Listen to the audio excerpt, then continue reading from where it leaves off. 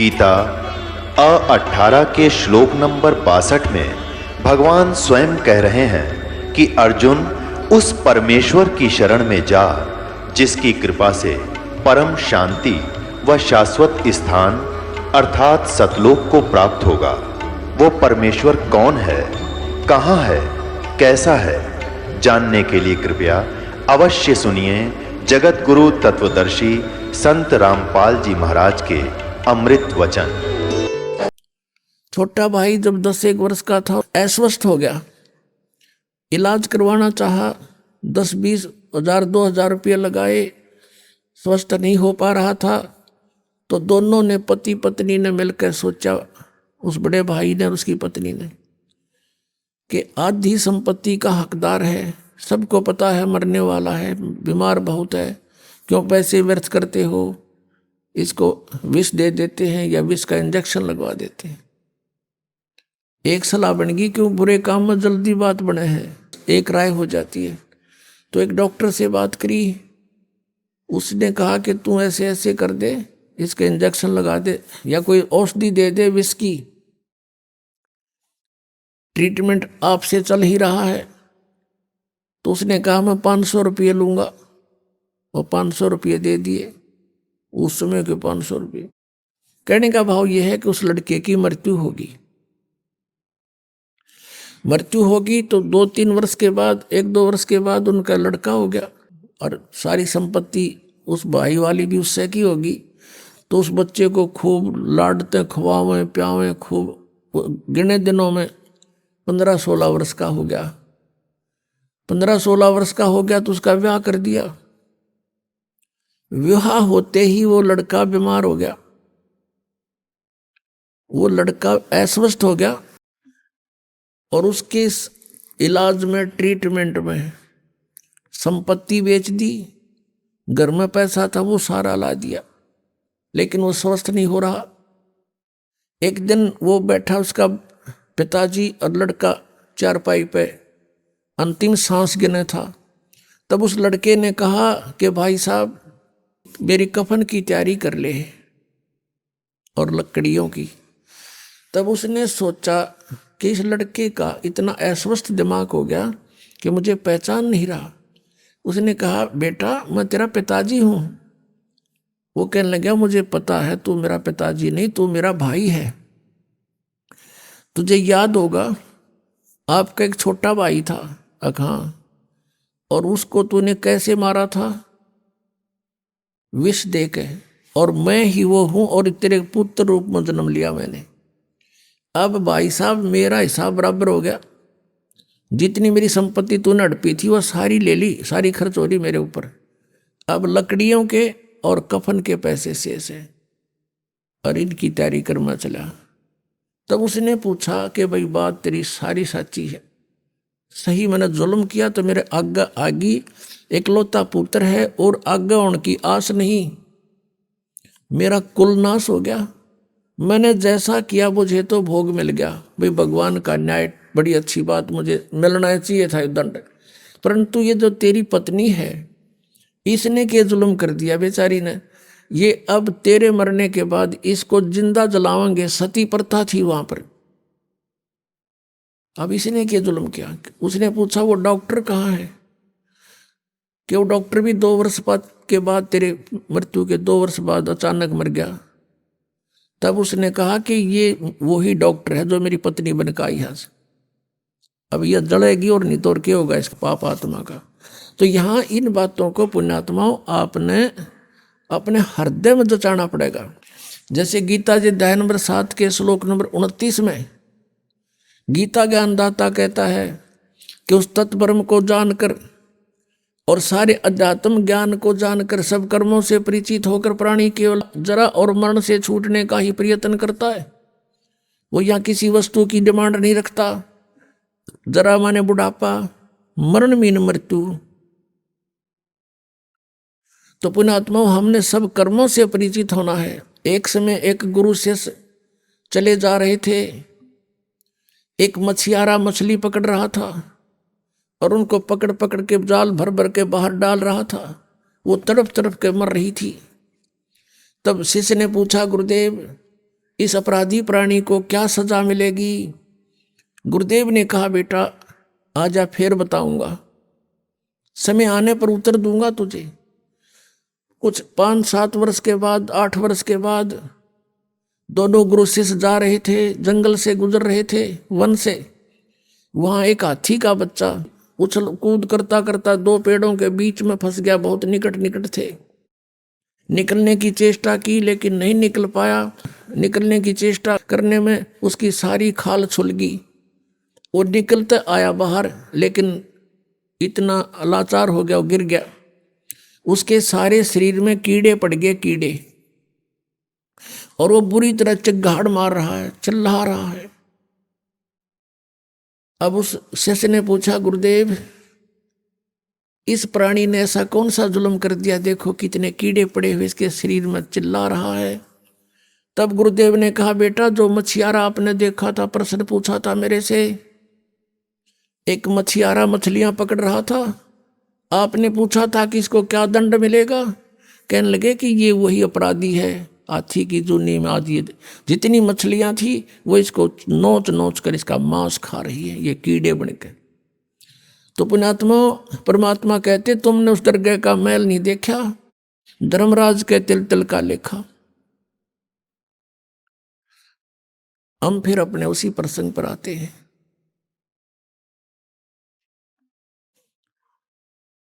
अब नीरू और नीमा अपना जुल्हाई का कार्य करते थे, उनका संतान नहीं थी। अब परमात्मा जब सारी सृष्टि रच सकता है, क्या संतान नहीं दे सकते। उन्होंने उचित नहीं समझा। तो उन्होंने उचित इसलिए नहीं समझा कि इनको संतान दूंगा तो फिर नए सिरे से इनका फिर वो काम शुरू हो जाएगा, चक्कर। अब इनके पिछले लेन देन समाप्त हो रहा है और बात लवेला गिरी है।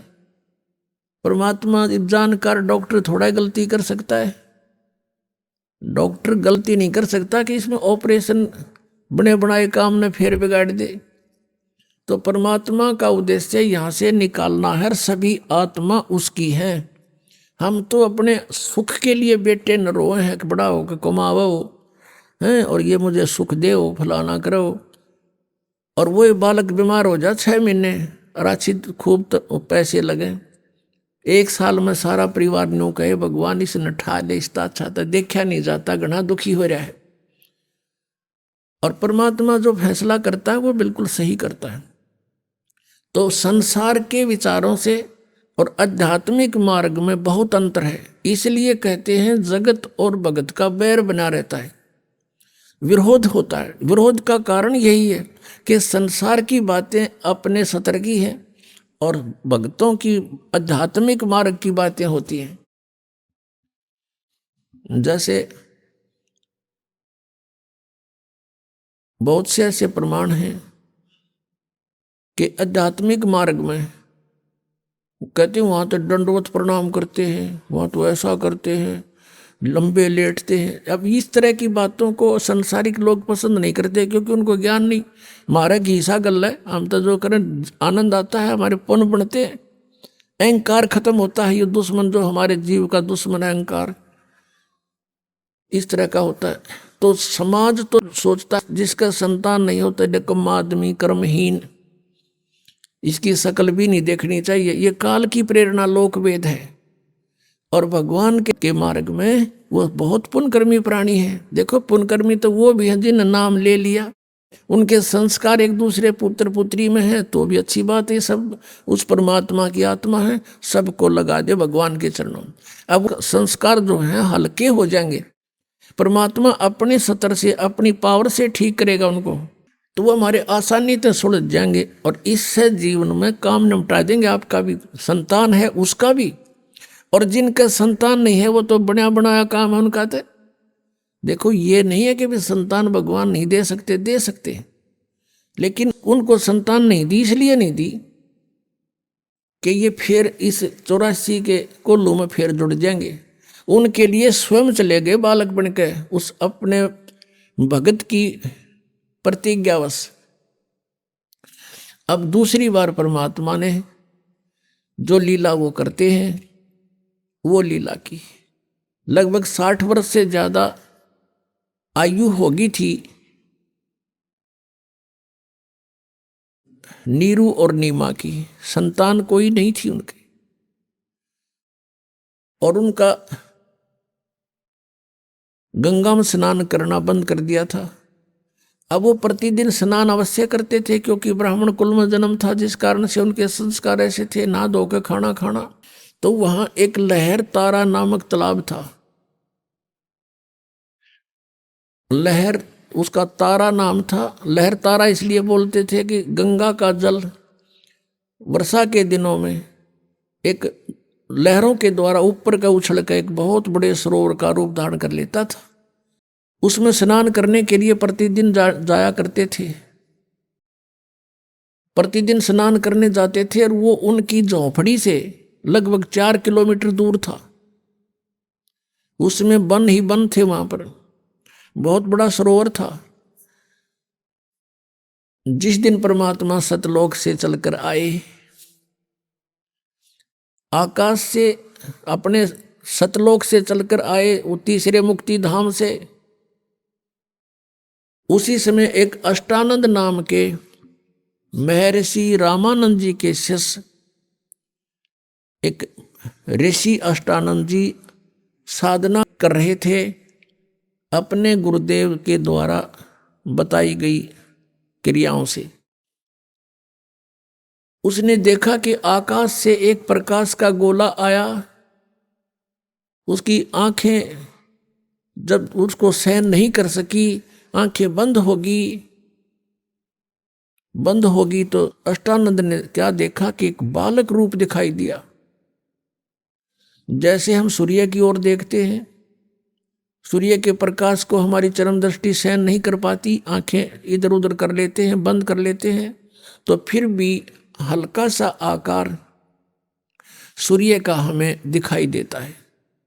ऐसे ही जब उसने आंखें बंद की तो क्या देखा कि एक शिशु रूप बालक दिखाई दिया। फिर दोबारा आंखें खोली तो क्या देखा, एक उस सरोवर के एक कोने में वो प्रकाश सिमट गया। सूर्य उदय से पहले का समय था। सूर्य उदय होने से 1.5 घंटा पूर्व को ब्रह्म मुहूर्त बोलते हैं। वहां परमात्मा ने एक कमल के फूल पर आकर के वो विराजमान हुए, और अष्टानंद जी ने सोचा ये क्या हुआ, लेकिन उन्होंने बालक रूप वहां कमल के फूल पर नहीं दिखाई दिया, क्योंकि अंधेरा था। परमात्मा ने शिशु रूप धारण किया। अब अष्टानंद जी वहां से उठकर चले गए, अपने गुरु पंडित रामानंद जी से कहा कि गुरुदेव, आज मैंने ऐसी एक प्रकाश देखा आकाश से, क्योंकि ये भगवान का प्रकाश मानते हैं। हे प्रभु, ये मेरी कोई भक्ति की उपलब्धि है या कोई मेरी भ्रमणा है, मेरा कोई भ्रम है? तब रामानंद जी ने बताया कि पुत्र, ये कोई तेरी भक्ति की उपलब्धि नहीं है और न ही कोई तेरा भ्रम है। ऊपर के लोकों से जब देव आते हैं,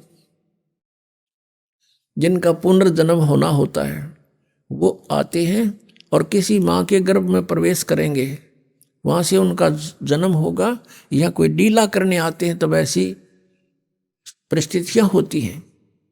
अब जैसा उस गुरु ने ज्ञान था, अपने शिष्य की संतुष्टि कर दी। उधर से नीरू नीमा स्नान करने के लिए उसी दिन चल रहे हैं। अब नीमा रास्ते में रो रही है और अपने भगवान शंकर से प्रार्थना कर रही है। भले ही वो मुसलमान बन गए थे, लेकिन भगवान शंकर को नहीं भूल पा रहे थे।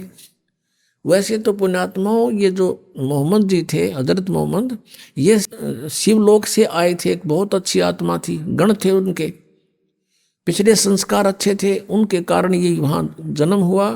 उनमें शक्ति भक्ति थी, और जिस कारण से एक अलग से भक्ति विधि उन्होंने चलाई।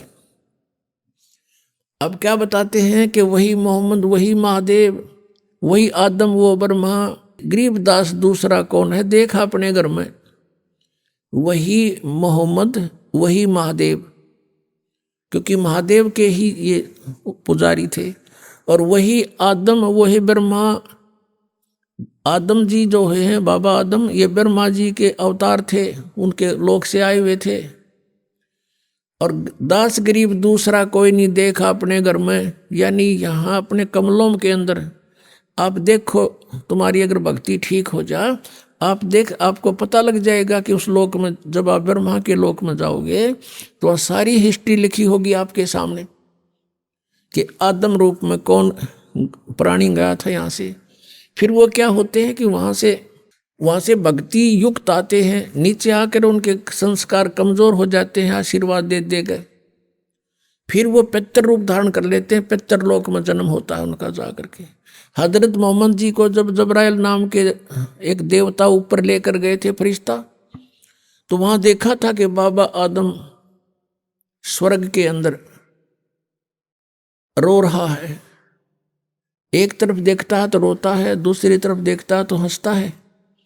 तब हजरत मोहम्मद के पूछने पर जबरील ने बताया कि ये बाबा आदम है और ये रो इसलिए रहा है कि इसकी नकम्मी संतान जो थी वो गलत काम करते थे, आज नरक में पड़े हुए, उनको देखता है तो रोता है। अच्छी संतान इसकी थी, वो स्वर्ग के अंदर है, स्वर्ग की तरफ देखता है तब ये हंसता है। अब वो बाबा आदम वहां भी दुखी। तो कहने का भाव ये है कि ये सभी हमारे संस्कार मिले जुले हैं, हम कोई अलग कोई नारे हम नहीं हैं, लेकिन इस काल ने हमें कई भागों में बांट दिया, अब इनको फिर धीरे धीरे एक होना है। तो कहने का भाव ये है, जो प्रसंग चल रहा है कि भगवान शिव को बहुत याद करती थी, अब नीमा रो रही है, अंदर से पुकार रही है कि हे भगवान, हे शिव जी महाराज, अपनी दासी को भी एक लाल दे दो, मेरा भी समाज में सिर हो जा, समाज के अंदर मुझे भी जीने का राह मिल जावे। हमें तो देखते ही लोग ये कहते हैं ये तो मनहूस आ गए हैं, इनकी तो शक्ल भी ना देखो। ऐसा कहकर बुरी तरह रो रही है। नीरू ने कहा, नीमा, यदि हमारे भाग्य में होता तो भगवान दे देते, अल्लाह दे देते हमें, लेकिन हमारे भाग्य में नहीं है।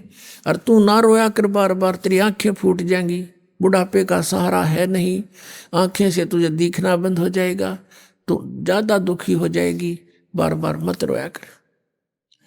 ऐसे कहते बतलाते वो उस स्थान पर पहुंच गए जहाँ प्रतिदिन स्नानार्थ जाया करते थे। जून का महीना, ज्येष्ठ सुदी पूर्णमासी, सन 1398, संवत 1455, ये गर्मियों के दिन उत्तर प्रदेश काशी बनारस की बात है। अब पहले नीमा ने स्नान कर लिया, उस तालाब में स्नान करके वो बाहर आ गई। वो जो उधर से नीरू स्नान करने के लिए प्रवेश कर गया, उसी घाट पर कच्चा सा स्थान था। नीमा जो कपड़ा बांध कर नहाई थी, उसको धोने के लिए, कपड़े चेंज करके उसको धोने के लिए पुनः गई वो सरोवर के किनारे।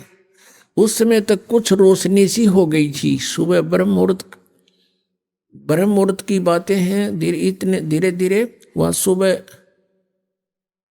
थोड़ी किरणें सी, थोड़ी रोशनी सी हो गई थी, जैसे सुबह सुबह कुछ ऐसा दिखने लग जाता है। तो नीमा ने क्या देखा कि कमल के फूल के ऊपर एक पैर हिल रहा है। उसने सोचा कोई सर्प ना हो और मेरे पति को डस ना ले। उसने गौर से देखा, बहुत ध्यान से देखा। क्या देखा कि बालक एक पैर को तो ऐसे हिला रहा है, ऐसे हिला रहा, पैर मार रहा है। उसने देखा है तो बालक है, और कमल के फूल पर अपने पति से कहा, जो वहीं थोड़ी सी दूरी पर स्नान कर रहा था, कि देखना जी, देखियो कमल के फूल पर बालक है, बच्चा है, इसको उठाइयो, डूबेगा। अब नीरू स्नान कर रहा है ऐसे ऐसे करके। उसने सोचा ये तो मेंटल होली। अब इसमें जल के अंदर भी बच्चे दिखने लगे, और नो कहे भगवान इसने सद्बुद्धि दो। फिर वह फिर जोर से कसक से कहती है, जी सचमुच देखना, देख डूबेगा। तो उसने सोचा भाई देखते लूं। जिधर वो संकेत कर रही थी, ध्यान किया तो सचमुच कमल के फूल पर बालक है। उसने तुरंत उठा लिया, उस कमल के फूल समेत उस बालक को उठा के अपनी पत्नी को थमा दिया। अब वो नीमा उसको लेकर परमात्मा को किनारे पर आ गई और नीरू नहाने लग गया। वो स्नान कर ही रहा था। अब नीमा परमात्मा को, वो तो परमेश्वर आए हुए थे, अपने आत्माओं जिस मालिक का नाम लेते हैं, रोम रोम करना चाहते हैं हमारे, जिसकी खोज में हम युगों से लगे हुए हैं, और वो परमात्मा उस बहन की गोदी में एक बालक रूप बना के, अब जो आनंद उस माई को महसूस हुआ होगा, जिसके नाम से आनंद होता है, जिसको आसपास वो हमारे हो तो उसको कितना सुख होगा। अब ये तो वो माई ही व्याख्यान कर सकती है, वही वर्णन कर सकती है, उसके पास भी जुबान नहीं होगी। लेकिन पुत्र मोह, मालिक की कृपा, इतना सुंदर बालक, उसको देख देख कर कभी उसको प्यार करती है, मुंह चूमती है, सीने से लगाती है और शुक्र मनाती है अपने शंकर भगवान का। हे भगवान, आज ही हृदय से पुकार की थी, आज ही भगवान आपने मेरी सुन ली। अब यहाँ बताते हैं कि जगत का पेखना पेख्या, धड़ी का नाम ना लेखा। इन ब्रह्मा विष्णु महेश हर के 9 नंबर बना करते, आ तरह खुद भगवान अन्यों के शिव जी ने दे दिया। अब हम ऐसे ही अभी तक भ्रमित रहे। अब थोड़ी देर के बाद स्नान करके वो नीरू बाहर आया। उसने विचार लाया कि पहले तो हम मुसलमान बना दिए, मुसलमानों से हमारा ज़्यादा लिंक नहीं, हिंदू हमसे बात नहीं करते, और कहीं हम इस बालक को घर लेकर जाएंगे तो गांव वाले नगर वाले कहेंगे कि तुम किसी का चुरा के लाए हो। हम कहेंगे कमल के फूल पर मिला, हमें कहेंगे झूठ बोलते हो, कमल के फूल पर बालक हो ही नहीं सकता, और हमारा उलिया बिगाड़ेंगे, बालक को छीन लेंगे, पूछेंगे कहाँ इनकी माता पिता, वह रो रही होगी, तुम चुरा कर लाए हो किसी का। इस तरह की उसने 100 अटकल लाकर अपनी पत्नी से कहा कि भगवान, इस बालक ने यहीं रख दे, इसी में अपनी खैर है।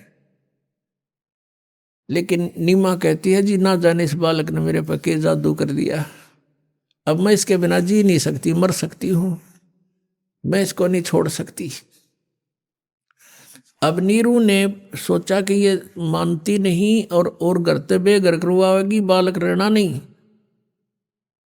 उसने अपने जीवन में पहली बार अपनी पत्नी की तरफ हाथ किया थप्पड़ मारने के लिए, रोते हुए कि तू जिद्दी होगी, मैं तेरी हर बात को मानता आया हूं, इस कारण के हमारे संतान नहीं है कि तेरी आत्मा दुख ना पा जा, इसलिए तू जिद्दी होगी, हट करने लगी है, मेरी एक नहीं मानती है, और छोड़ इस बालक को।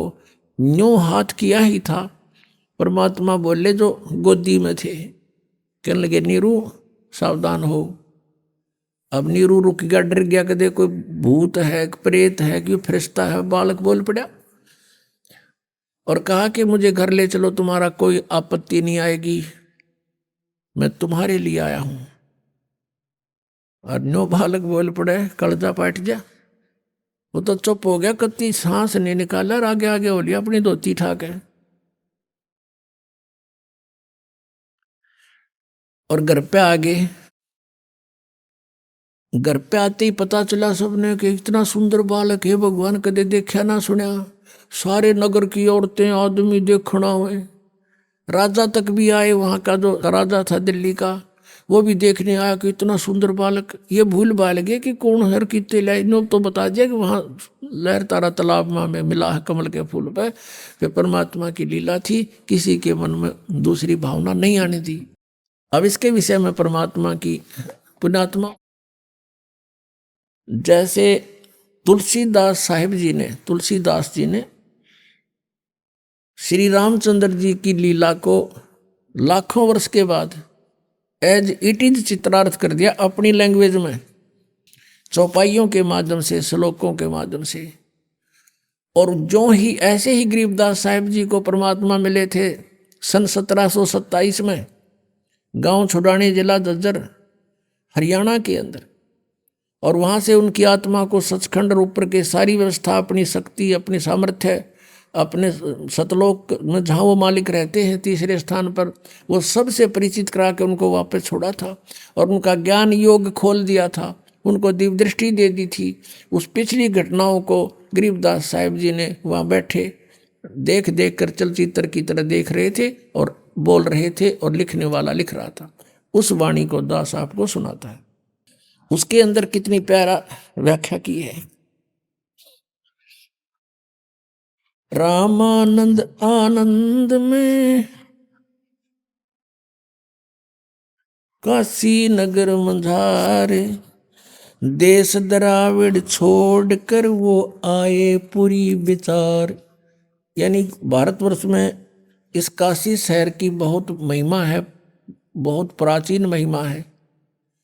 और काशी शहर के ब्राह्मण लोग ऐसे ठग हो गए थे, दुनिया को भ्रमित करते थे, ऊत बूत की पूजाएं बताते थे, जंतर मंत्र आधारित कर दिया था।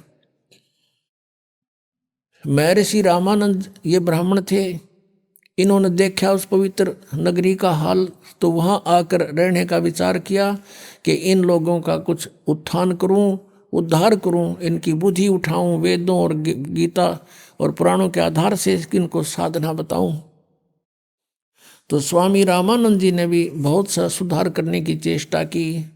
1400 शिष्य बना दिए ऋषि के, तुम वेदों पुराणों का प्रचार करो, जैसा भी उनको ज्ञान था वो ज्ञान दिया। तो रामानंद जी भी वहां आ चुके थे। 84 बंधन कटे किन्नी कल्प कबीरे, भवन चतुर्दश लोक सब ये टूटे जम जंजीर। अंत कोट ब्रह्मंड में बंदी छोड़ कहाए, सो तो एक कबीर हैं जननी जने नवाए। गरीबदास साहिब कह रहे हैं कि ये कबीर हैं जो मां से जन्म नहीं हुआ था। अनंत कोट ब्रह्मंड में बंदी छोड़ कहाए, अनंत कोट ब्रह्मंड में केवल बंदी छोड़, बंधनों का शत्रु यानी पाप कर्मों के काटने वाला कबीर जी है। और सो तो एक कबीर है जो जननी जने नमाए। शब्द स्वरूप साहेब धनी, शब्द से अंध सब माही, बाहर भीतर रम रहा जहां तहां सब ठाई। अब जैसे ये अज्ञानी लोग कहा करते थे कि परमात्मा निराकार है, वो दिखाई नहीं देता, इसलिए वो अंतर्यामी है। यदि भगवान साकार हो तो अंतर्यामी नहीं हो सकता। पुण्यात्माओं, आज के विज्ञान में हमने ये भी आसानी तो समझ में आ जाएगा कि अंतर्यामी की परिभाषा होती है। जैसे एक्सरे की मशीन बाहर होता पूरा लठलों का, और वो अंदर की चेस्ट की सारी बातों को जान लेता है, उसकी बाहर सब कुछ जान लेता है, इसमें क्या क्या रोग है। अल्ट्रासाउंड की मशीन साकार है और अंतर्यामी है, वो अंदर की सब बीमारियों को ढूंढ लेती है कहाँ डिफेक्ट है। जब एक मनुष्य की बनाई हुई एक तकनीक यानी एक यंत्र अंतर्यामी हो सकता है, भगवान जिसने मनुष्य बनाया वो अंतर्यामी नहीं हो सकता। तो वो ऐसे अंतर्यामी है कि वो उनका उस परमात्मा की शक्ति सर्वव्यापक है। परमात्मा एक देशीय साकार है। अनंत कोट ब्रह्मांड का एक रति नहीं भारे, सतगुरु पुरुष कबीर हैं ये कुल के सिरजनहारे। जल तल पृथ्वी गगन में वो बाहर भीतर एक है, पूर्ण ब्रह्म कबीर हैं वो अवगत पुरुष अलेख। सेवक हो के उतरे इस पृथ्वी के माही, जीव उदाहरण जगत गुरु बार बार बलि जाही। अब आदरणीय गरीबदास साहिब कहते हैं सेवक हो के उतरे, दास बन के हमारे एक नौकर की तरह रहा करते थे। सेवक हो के अवतरे, वहां से उतरे नीचे आए, गमन करके गति करके आए। सेवक हो के उतरे इस पृथ्वी के माही, किस कारण से आए? जीव उदाहरण जगत गुरु बार बार बलि जाही। जीवों का उद्धार करने के लिए वो जगत गुरु, सारी सृष्टि को ज्ञान देने वाले अकेले को कबीर भगवान। काशीपुरी कष्ट किया उतरे अधर अधारे, मोमिन को मुजरा हुआ वहां जंगल में दीदारे। अपने आत्मा परमात्मा को नारायण कहा करते थे। हमने सोचा करते विष्णु जी नारायण है कि जल के ऊपर से नाग की सैया के ऊपर लौट रहे हैं। असली नारायण तो ये थे कि ये जब भी लीला करते हैं जल के ऊपर आकर विराजमान होते हैं। इसके विषय में वेद क्या बताते हैं देखिएगा।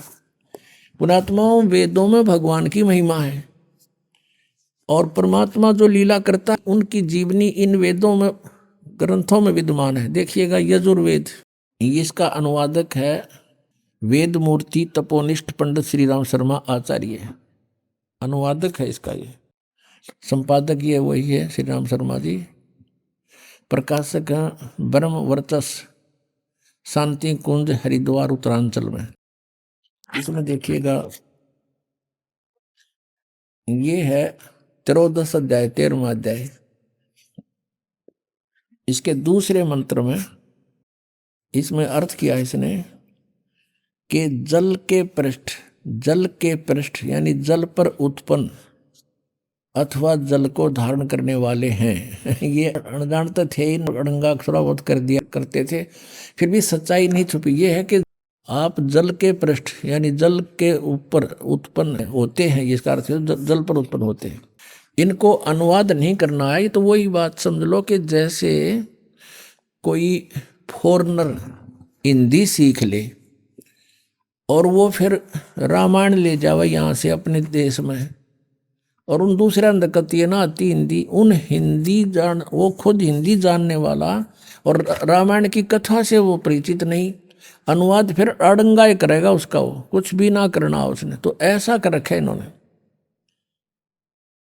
अप्रसंग है कि काशीपुरी कष्ट किया ये उतरे अदर अधारे, मोमन को मुजरा हुआ ये जंगल में दीदारे, कोट किरण शशिभान सूदी आसन अदर विमाने, परसत पूर्ण ब्रह्म को शीतल पिंड और प्राणे।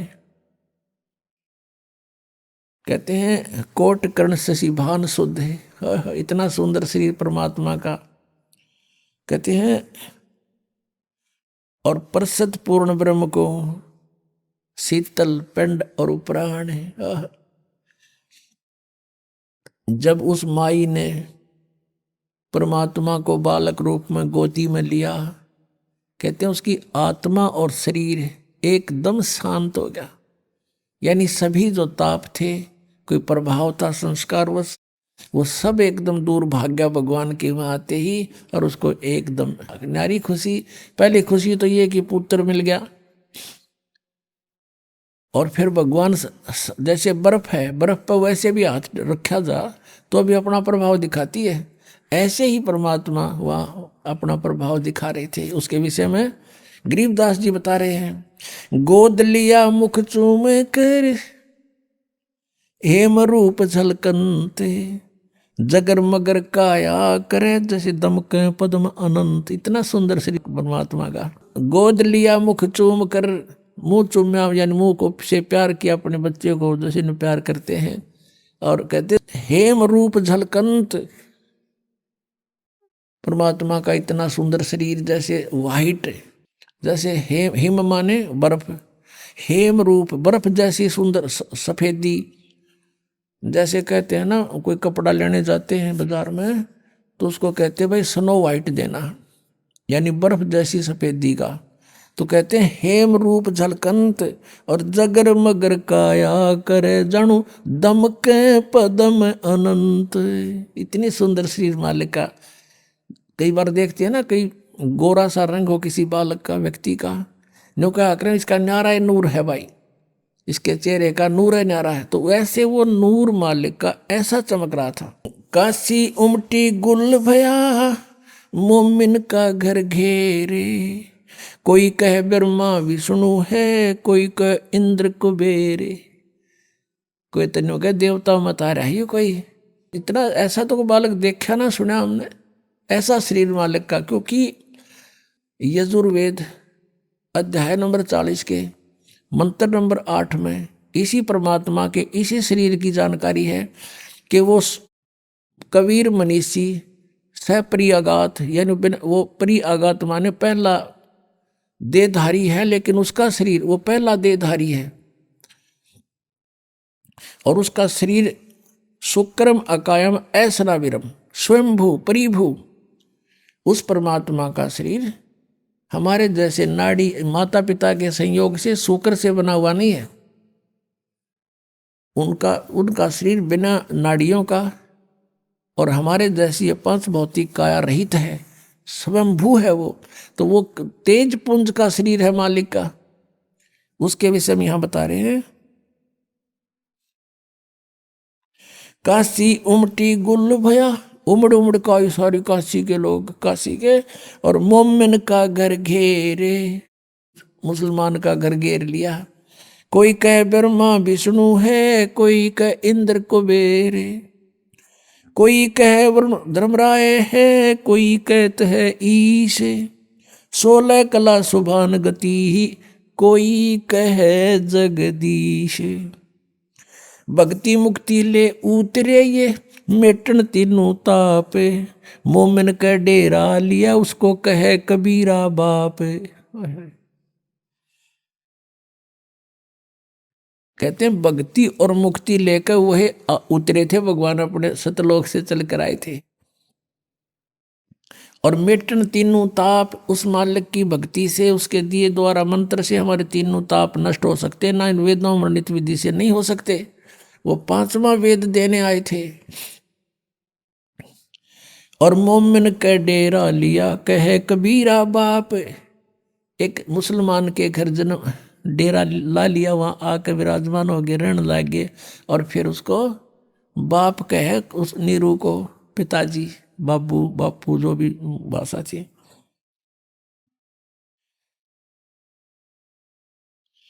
अब दूध न पीवे न अन्न भखे, न पालने झूलनते, अधर अमान ध्यान में वो कमल कला फूलनते। अब देखो परमात्मा की लीला, पुण्यात्मा 600 वर्ष पहले लीला की थी भगवान कबीर परमेश्वर ने, और सन 1727 में परमात्मा पहले वहां काशी में लीला करके चले गए थे, सन 1518 में, और सन 1727 में फिर वहां आए, यानी लगभग 200 वर्ष के बाद सतलोक से चलकर वहां गरीबदास जी को मिले, खेतों में, गांव छुरानी जिला झज्जर के जंगल में। और उस समय गरीबदास जी ने ये वाणी बोली, मालिक का पूरा ज्ञान समझ गया, उनके आशीर्वाद से दिव्य दृष्टि खुल गई। उस समय क्या कहा कि दूध न पीवे न अन्न भखे। उस समय भी यही लीला की थी, परमात्मा आए थे तो कुंवारी गाय का दूध पिया था जब गरीबदास जी को मिले थे। ऐसी ही लीला करता हुआ भगवान जब यहाँ आता, अतिथि रूप में रुकता है, आता है, ये लीला करता है। यही वेद बताते हैं, ऋग्वेद मंडल नंबर 9 सूक्त नंबर 1 मंत्र 9 में यही प्रमाण किया है। आगे बताते हैं, दूध न पीवे न अन्न भखे, न पलने झूलनते, अधर अमान ध्यान में वो कमल कला फूलनते। गरीब कोई कहे छल ईश्वर नहीं, कोई किन्नर कहलाए, कोई कहे गण ईश का, जो जो मात रिसाए। अब जितने भी नाम धरे उस बालक के, कोई नो कहे तो भूत से, कोई कहे प्रेत से, कोई कहे ब्रह्मा से, कोई विष्णु है, तो अमाई दुख पावे। अरुण ते बच्चे न लकोवे, तुम नजर लाओगे मेरे बालक के, और क्यों नाम धरो हो न्यारे न्यारे। खलक मुल्क देखण गया वहां राजा प्रजा रीत, जम्बू दीप जिहाने में वो उतरे शब्द अतीत। ये जम्बू द्वीप है भारतवर्ष, कहते यहाँ पर परमात्मा अवतरित हुए। सकल कुरान फिर क्या हुआ, दुनी कहे यू देव है, देव कहते हैं ईश, ईश कहे ये पार ब्रह्म है, पूर्ण विश्व बीश।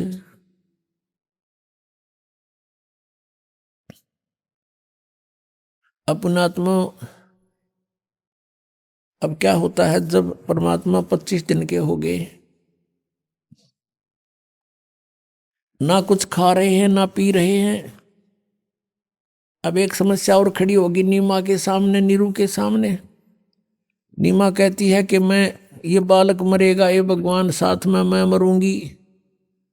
ये बच्चा अब मरेगा, क्यों खाता पीता नहीं, 2 दिन ना खाओ, माता पिता ने भी अन्न खाना मुश्किल हो जाता है। बहुत बुरी तरह रो रही है और भगवान शंकर को याद कर रही है, क्योंकि वो शंकर के पुजारी थे, भले मुसलमान बन गए थे। और कह रही है, हे भगवान, हे भगवान शिव जी, या तो इसको देना ही नहीं था और देकर फिर छीन रहे हो। आपकी लीला अजब है। नहीं दिया था तो सब्र था, रो रहे थे, रो पीट कर टाइम पास कर रही थी। अब ये बच्चा मरेगा, साथ मरूंगी, अगला दिन नहीं पकड़ूंगी मैं, अन्न पानी त्याग दूंगी। हृदय से ये सोचा जो परमात्मा ने देखा बुढ़िया मरेगी। अंतर्यामी कबीर साहब वहीं विराजमान। शिव जी के प्रेरणा करी कि कौन रो रहा तुझे याद करके।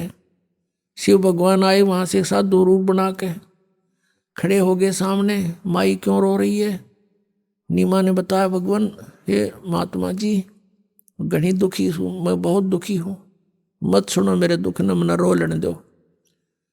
फिर उसने बताया कि माई बता दे, अपना दुख बताने से हल्का हो जाता है, और मेरे सत्र का कोई तेरे लिए राहत होगी तो अवश्य दूंगा। तो माई ने सारी कहानी बता दी कि पहले हमारे संतान नहीं थी, और एक दिन भगवान शिव ने ये लाल हमें दिया, ऐसे कमल के फूल पर मिला। अब 25 दिन का हो गया, कुछ नहीं खाता पीता। अब ये भी मरेगा और मैं भी मरूंगी महात्मा जी। आज उसी दिन 2 शव हमारे घर से जाएंगे। तब भगवान शंकर ने जो साधु रूप में खड़े थे कहा कि ला दिखाना तेरा बच्चा कहाँ है। बच्चे को लाई उठा के और देखा, इतना सुंदर शरीर, जैसे किलो दूध पीवे बालक डेली, इतना स्वस्थ शरीर। वो तो अमर परमात्मा थे। माई ने सोचा, श्रद्धा से बच्चे को जीवन दान दिलाने के लिए महात्मा के चरणों में डालना चाहा, ऐसे पटकना चाहा। परमात्मा आकाश में उड़ गए, आकाश में ऊपर को उठ गए और शिव जी के सिर के लेवल में आकर स्थिर हो गए हवा में। तब भगवान शिव ने, साधु ने ऐसे हाथ किया, उसकी गोदी में आ गए। तब परमात्मा ने, नवजात शिशु ने, 25 दिन के बालक ने कहा कि महाराज इसको कह दो, शिव जी कह दे इसको, एक कुंवारी गाय ले आएंगे, उस अपना हाथ आशीर्वाद से ला देना, वो दूध देवेगी। एक कोरा बर्तन मंगा लो, कुम्हार के तो ताजा। ऐसा ही किया गया। नीरू से कहा कि नीरू जा तो, भगवान शिव ने कहा साधु रूप में, एक कुंवारी गाय ला और एक कोरा बर्तन ला, तेरा बेटा दूध पिएगा।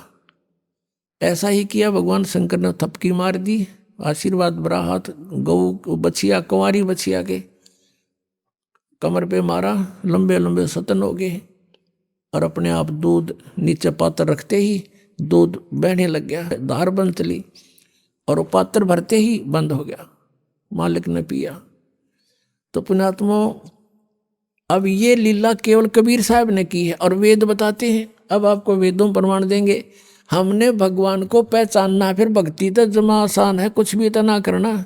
एक बार आपका दृढ़ विश्वास हो गया कि कबीर इज गॉड, हम गॉड को गॉड ही मानना मुश्किल हो रहा हमने, तो फिर भक्ति ज्यादा कठिन नहीं है।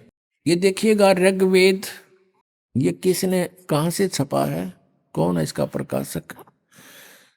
प्रकाशक सार्वदेशिक कार्य प्रतिनिधि सभा, महर्षि दान भवन, रामलीला मैदान, नई दिल्ली से।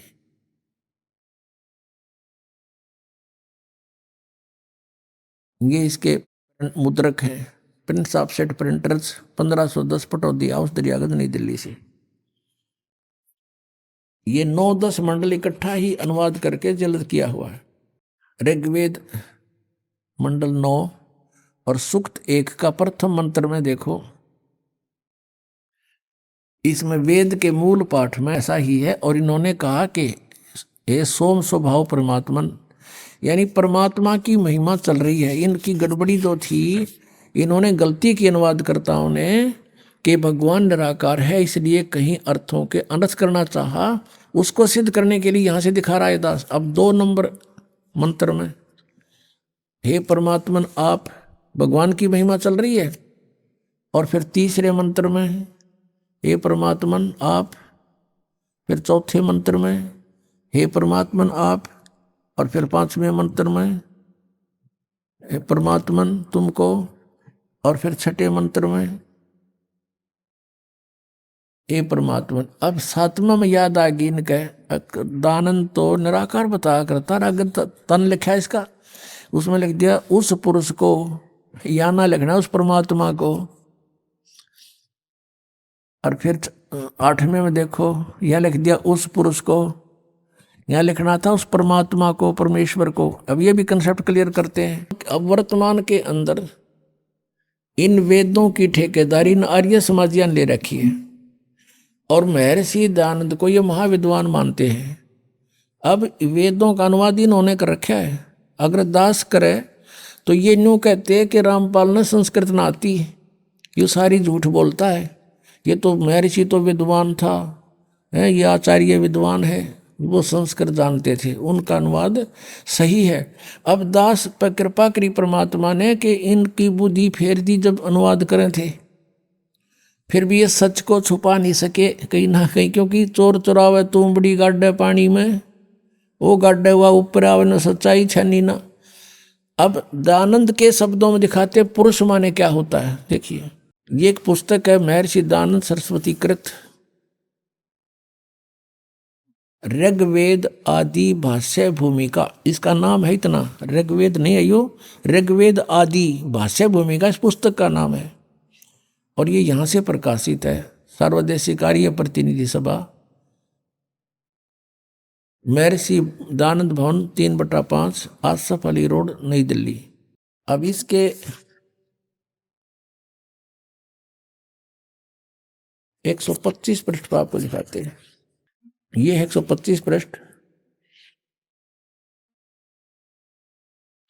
यह सृष्टि विद्या विषय संक्षेप। अच्छा इसमें यहाँ ये कोई अनुवाद करना चाहा इसने, भाषार्थ कर रहे हैं कि पुरुष माने यत पुरुष, ये संस्कृत है, पुरुष उसको कहते हैं कि जो सर्वशक्तिमान ईश्वर कहता है। अंडरस्टूड हो गया? पुरुष माने परमेश्वर, सर्वशक्तिमान प्रभु, पुरुष उसको कहते हैं इसके ही शब्दों में। अब हम फिर आते हैं ऋग्वेद के उसी मंडल में, ऋग्वेद मंडल नंबर 9 सूक्त नंबर 1 मंत्र नंबर अब 8 और 9 में यहाँ इन्होंने पुरुष लिख दिया, तो पुरुष का अर्थ परमेश्वर ही होता है। देखिएगा ये ऋग्वेद हम फिर पढ़ रहे हैं, वही जो अभी आपको दिखाया था थोड़ी देर पहले, ये वही मंडल है, ऋग्वेद मंडल नंबर 9 और सूक्त नंबर 1। अब मंत्र नंबर 6 तक तो इन्हें लिख दिया परमात्मा, और आगे इन सोचिए तो बात बिगड़े, पहले शुरू कर दिया उस पुरुष को, उस परमेश्वर को ये करना था। यहाँ देखो 8वें में उस पुरुष को उग्र गतियां प्रेरणा करती हैं और भासमान शरीर को यानी बहुत सुंदर तेजोमय शरीर को वह पुरुष यानी वह परमात्मा, जैसा दान दापे बता रहा पुरुष माने परमेश्वर, वह परमात्मा प्राप्त होता है। तो निराकार कहाँ रहा भगवान, ये निराकार कहा करते। यहाँ देखिएगा, आइए अब हम उन श्रद्धालुओं के अनुभव जानते हैं जो जगत गुरु तत्वदर्शी संत रामपाल जी महाराज जी से दीक्षा प्राप्त कर चुके हैं तथा उनके द्वारा बताए गए भक्ति मार्ग पर चल रहे हैं। जी नमस्कार। नमस्कार जी। क्या नाम है आपका? मेरा नाम मनप्रीत कौर है। मनप्रीत जी कहाँ से आए आप? मैं विलेज राज्यवाल डिस्ट्रिक्ट लुधियाना और पंजाब से हूँ। आपकी क्वालिफिकेशन क्या है? मेरी क्वालिफिकेशन MA इकोनॉमिक्स में किया हुआ है मैंने, और मैं टीचिंग प्रोफेशन से हूँ। संत रामपाल जी महाराज जी से नाम दीक्षा लेने से पहले आप क्या भक्ति साधना करते थे? मैं सिखिज़्म और हिंदुज़्म दोनों को फॉलो करती थी। देवी देवताओं की पूजा करना, जैसे कि जपजी साहब का पाठ करना, सुखनी साहब का पाठ करना, ऐसे करती थी। क्या पहले भी आपने कोई गुरु बना रखा था? कोई गुरु नहीं था मेरा, मैं ऐसे ही पूजाएं करती थी बस।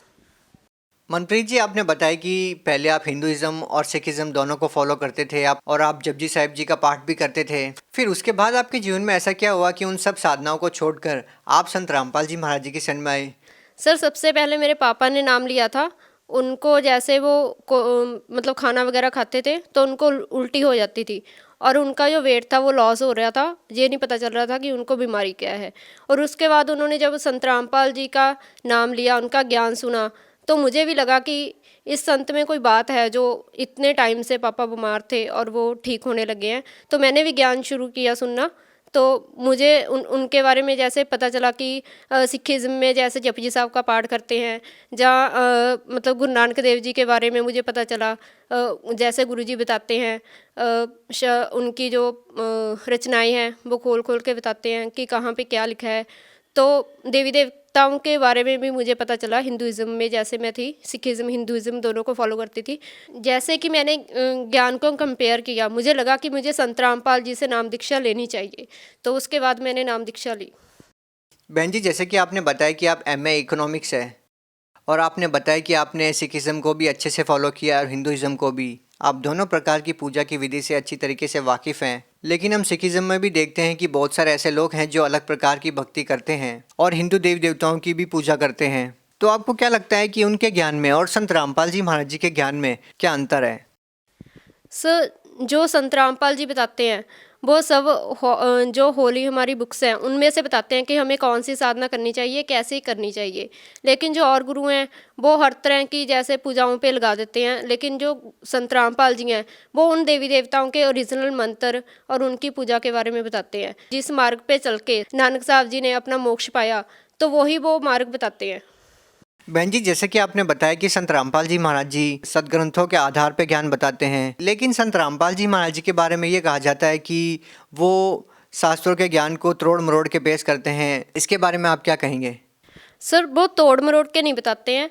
हम एजुकेटेड है, ठीक है, हम इस चीज़ को मैच कर सकते हैं। हमारे जो सदग्रंथ है उनके साथ मैच कर सकते हैं, ठीक है। आज के दिन कोई भी हमें उल्लू नहीं बना सकता, क्योंकि हम एजुकेटेड है, पढ़े लिखे हैं। अगर किसी को ये चीज़ लगती है, वो भी संत रामपाल जी महाराज जो भी बताते हैं अपनी तरफ से बताते हैं, तो सदग्रंथों को खोलो और उसके साथ मैच करो। देखिए, ज्ञान की जो बातें हैं वो तो लोगों को सत्संग सुनने से पता चल जाएगा। हम आपसे ये जानना चाहेंगे कि संत रामपाल जी महाराज जी से नाम दीक्षा लेने के बाद आपको क्या क्या लाभ हुए? सर, मुझे हर तरह के लाभ हुए, जैसे कि आर्थिक, शारीरिक, मानसिक, हर तरह के लाभ हुए। सबसे पहले मेरे जैसे कि मैंने पहले भी बताया है कि मेरे पापा जो थे उनको उल्टी आती थी खाना खाने के बाद, और उनका जो कुछ नहीं पता चल रहा था कि उनको कौन सा रोग है, उनका वेट लॉस क्यों हो रहा है। जब वो संत रामपाल जी महाराज की शरण में गए, उन्होंने सत्संग सुना और उनसे नाम दीक्षा ली, तो उस दिन उन्होंने हमें फ़ोन किया और कहा कि बेटा, मैंने 3 फुलके खाए हैं आज, और मैंने आज पेट भर के खाना खाया है, आज मैं बिल्कुल ठीक हूँ। और हमें इतनी खुशी हुई, हमें मतलब कि उसी टाइम लगा था कि संत रामपाल जी महाराज में कोई तो बात है। 2013 में उन्होंने नाम दीक्षा ली थी, और सबसे पहला लाभ हमें ये मिला, क्योंकि किसी भी बच्चे की उनके जो माँ बाप हैं वो एक इम्पॉर्टेंट रोल मतलब कि रखते हैं, जैसे कि उनकी जो जगह है। तो जब हमने पापा के बारे में ऐसे सुना, तो हमें भी एक आशा की किरण दिखाई दी कि शायद वो अब ठीक हो जाएंगे। ये था मेरे पापा का लाभ। और दूसरी बार हमारे घर में ना मतलब कि जैसे मेरे परदादा थे, वो गद्दी लगाते थे पीर की, तो वो जो चीज़ें थी हमें तंग कर रही थी, वो आगे गद्दी मांग रही थी, तो उन्होंने अब जो है हमें मतलब कि तंग करना बंद कर दिया था। जैसे कि मुझे बचपन से ही, जब से मैंने होश वाला है, मुझे रात को मतलब कि 11-12 बजे चीखें आती थी, तो वो जब से मैंने संत रामपाल जी से नाम दीक्षा ली है बिल्कुल बंद हो गई है। तो आज तक मुझे वो प्रॉब्लम नहीं है। अब मैं बिल्कुल जैसे अपने आप को सुरक्षित मतलब कि महसूस करती हूँ उस चीज़ से। और उसके बाद जो लाभ था कि जैसे कि लास्ट ईयर मेरी बहन का एक्सीडेंट हुआ था, बहुत ज़बरदस्त एक्सीडेंट था, और उसमें सभी बोल रहे थे कि उसकी जान चली जाएगी, क्योंकि बहुत ज़बरदस्त टक्कर थी वो। उसमें मेरा कज़न भी था और मेरा भाई भी था और मेरी बहन भी थी। लेकिन मेरे कज़न और भाई को तो बिल्कुल खरोंच नहीं आई, लेकिन मेरी बहन के जो सिर में और उसकी एड़ी में थोड़े सा मतलब कि टांके लगे थे। लेकिन जब उसकी रिपोर्ट्स करवाई सभी बोल रहे थे कि इसकी रिपोर्ट्स नॉर्मल नहीं आएगी, जो सर पे उसके चोट लगी थी क्योंकि काफ़ी थी। तो लेकिन वो रिपोर्ट्स भी नॉर्मल आई और बहुत जल्दी उसने रिकवरी मतलब कि कर ली इस चीज़ से। और उसने बाद में बताया कि मेरे पास संत रामपाल जी महाराज खड़े थे, मुझे ऐसे लगा जैसे उन्होंने मेरी रक्षा की हो। और उसके बाद जो थे उसके बाद जैसे कुछ महीने पहले मेरे प्लेटलेट्स घट गए थे, लेकिन फिर भी मैं कंटिन्यू जॉब पे भी जा रही थी, मेरी एक भी छुट्टी नहीं हुई, लेकिन वो बहुत ही जल्दी उस चीज़ की भी रिकवरी हुई। और मेरी दादी जी के भी प्लेटलेट्स घट गए थे, उनके सिर्फ 25,000 रह गए थे, उनकी भी रिकवरी इतनी जल्दी हुई। डॉक्टर बोल रहा था कि ये बचेंगी नहीं, मैं तो जवाब दे रहा हूँ, इसको आगे रेफ़र कर रहा हूँ, लेकिन फिर भी कोशिश की, मतलब कि उनका विश्वास इतना था संत रामपाल जी पे कि उन्होंने कहा कि नहीं, मैंने आगे नहीं जाना, अगर परमात्मा ने ठीक करना होगा तो यहीं पे कर देंगी। लेकिन जब हमने रिपोर्ट्स करवाई दूसरे दिन तो उनके प्लेटलेट्स मतलब कि इंक्रीज़ होने शुरू हो गए थे अपने आप ही। देखो जी, ये तो रही आपके शारीरिक लाभ की बात। पहले आप आध्यात्मिक लाभ की बात कर रहे थे, तो हम आपसे ये जानना चाहेंगे कि आपको आध्यात्मिक लाभ क्या मिला? सर, जैसे कि आपने आध्यात्मिक लाभ की बात की, तो बचपन से ही मेरा ये मतलब मेन ऑब्जेक्टिव था कि मैंने मोक्ष मार्ग को अपनाना है।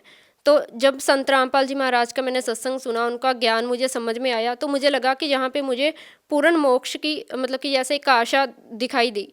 और बचपन से ही मैं ना डायरी पे या किसी भी नोटबुक के मतलब कि स्टार्टिंग पेज पे लिखा करती थी कि गॉड इज़ वन। लेकिन मेरे मन में हमेशा ये क्वेश्चन रहता था कि अगर परमात्मा एक है तो वो एक है कौन? क्योंकि मैं सिखिज़्म और हिंदुज़्म दोनों को फॉलो करती थी, तो मैं कभी सोचती थी कि कोई जैसे देवी देवते के बारे में सोच लेना कि वो एक वन है जो मतलब कि गॉड है, या फिर हिंदू जैसे कि सिखिज़्म में है गुरु नानक देव जी या गुरु गोविंद सिंह जी या कोई, मैं उनके बारे में सोचती थी कि इनमें से कोई एक है परमात्मा। लेकिन जब संत रामपाल जी की शरण में मैं आई, मुझे पता लगा कि एक परमात्मा कौन है जिसकी हमें भक्ति करनी चाहिए।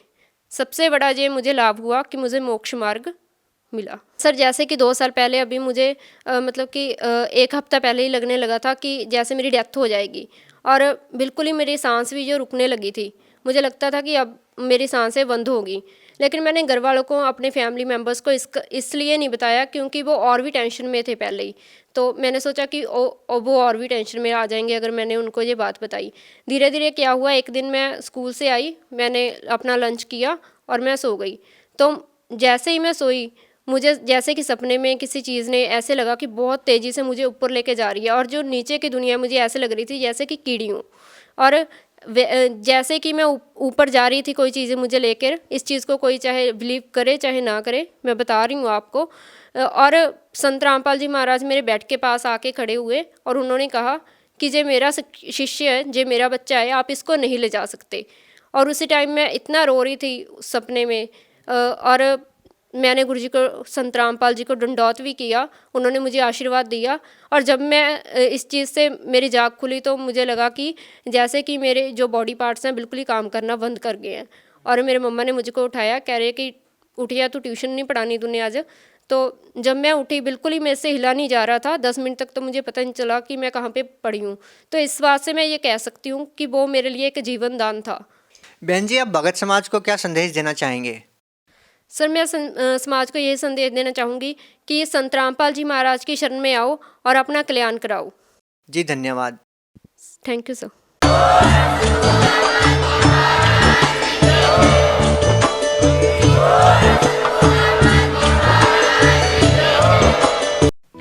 आप सुन रहे थे जगत गुरु तत्वदर्शी संत रामपाल जी महाराज के मंगल प्रवचन। अधिक जानकारी के लिए संपर्क करें।